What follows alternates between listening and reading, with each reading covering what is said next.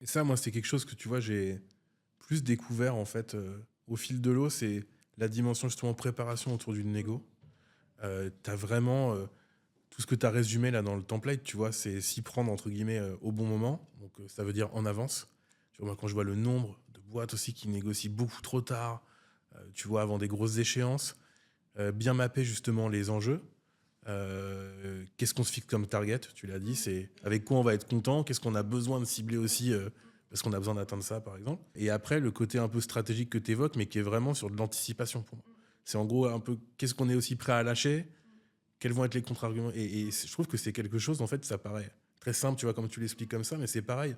Je pense que c'est important d'en parler parce que c'est pas beaucoup appliqué en vrai. Ouais, ouais, tout à Et fait. ça, moi, je l'ai vraiment plus appris honnêtement avec des acheteurs qu'avec des vendeurs.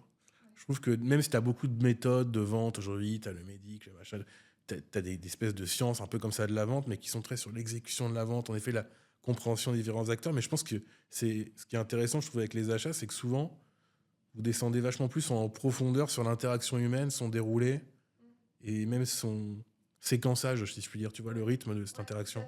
Ouais, c'est important aussi pour pas arriver à des blocages en fait. Si tu veux, Ouais, en termes parce que tu as toujours besoin d'une porte de d'argumentation. sortie, toi, en fait. Oui, Ouais, voilà.